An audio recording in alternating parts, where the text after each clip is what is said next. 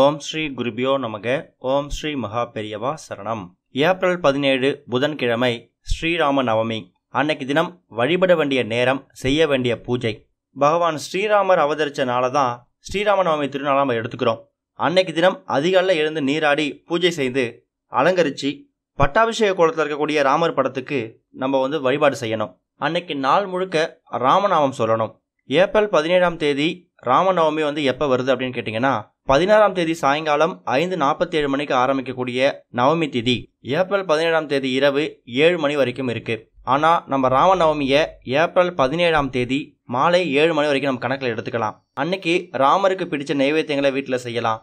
நீர்மோர் வச்சு படைக்கலாம். பெருமாள் கோவில் வாசலுக்கு போயிட்டு அங்கே வரக்கூடிய பக்தர்களுக்கு இந்த சித்திரை காலத்தில் வெயில் நேரத்தில் நீர்மோரை தானமாக கொடுக்கலாம். ஸ்ரீராம நவமி அன்னைக்கு உங்கள் வழிபாட்டில் எந்த பொருட்கள் இடம்பெறுதோ இல்லையோ, இந்த 2 பொருட்கள் கண்டிப்பாக இடம்பெறணும். அதில் 1 துளசி, 2வது தாமரை மலர். ஸ்ரீராம நவமி நல்ல நாளில் வெண்பொங்கல், பருப்பு வடை இது மாதிரி விஷயங்களை நைவேத்தியமாக செஞ்சு சாப்பிடுவாங்க. பிரசாதமாகவும் கொடுப்பாங்க.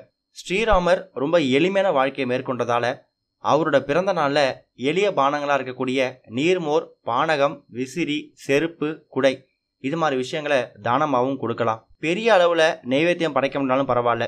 ஸ்ரீராமரோட பட்டாபிஷேக ஃபோட்டோவுக்கு முன்னாடி 2 வாழைப்பழமும் 1 டம்ளர் பாலும் வச்சு ரொம்ப எளிமையாகவும் முழு அர்ப்பணிப்போடு நீங்கள் ராமரை வணங்குங்க. கண்டிப்பாக ஸ்ரீராம நவமி அன்னைக்கு உங்களுக்கு பெரிய பலன் கிடைக்கும். ஏப்ரல் 17ஆம் தேதி மாலை 7 மணி வரைக்கும் தான் நவமி திதி இருக்குது. அன்னைக்கு பூஜை பண்ணுறதுக்கு சரியான நேரம் என்னன்னு கேட்டிங்கன்னா, காலையில் 9:30 மணிலேருந்து 10:30 மணி வரைக்கும் நல்ல நேரம். மாலையில் 4:30 மணிலேருந்து 5:30 மணி வரைக்கும் இருக்குது.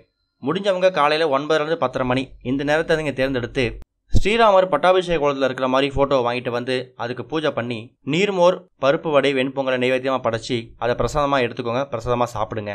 அன்னைக்கு தினம் நீங்கள் ராமர் கோவிலுக்கு, பெருமாள் கோவிலுக்கு போயிட்டு பெருமாளை வணங்கலாம். அங்கே வரக்கூடிய பெரியவங்களையும் ராம பக்தர்களையும் வணங்குறது கூடுதல் சிறப்பு. பல ஜென்ம பாவங்களை போக்கும். இப்போ தமிழ் புத்தாண்டு பிறந்திருக்கக்கூடிய அந்த தமிழ் புத்தாண்டு நல்ல விதமாக போகிறதுக்கு பிறந்த கொஞ்ச நாட்கள் நமக்கு வரக்கூடிய முதல் விசேஷம் இந்த ஸ்ரீராம நவமி. கடந்த வருடம் சில விஷயங்கள் நடக்காமல் உங்களுக்கு போயிருக்கலாம். கண்டிப்பாக நடந்தே ஆகணுங்கிற விஷயங்கள் கை நழுவிருக்கலாம்.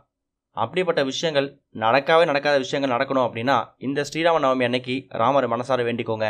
பெரிய பெரிய மந்திரங்கள் சொல்லணும், பூஜைகள் செய்யணும் அப்படிங்கிற அவசியம் இல்லை. நம்ம முன்னாடி சொன்ன மாதிரி வாழைப்பழம் வச்சு, பால் வச்சு ராம ராம ராமன்னு திரும்ப திரும்ப ராமநாமத்தை நீங்கள் ஜபிச்சாலே போதும். நீங்கள் வைக்கக்கூடிய ஒரு கோரிக்கைகளுக்கும் ராமர் செவிசாய்த்து ஸ்ரீராம நவமி அன்னைக்கு ஒரு மிகப்பெரிய பலனை உங்களுக்கு ஏற்படுத்தி கொடுப்பார். ஓம் ஸ்ரீ குருபியோ நமக. ஓம் ஸ்ரீ மகா பெரியவா சரணம்.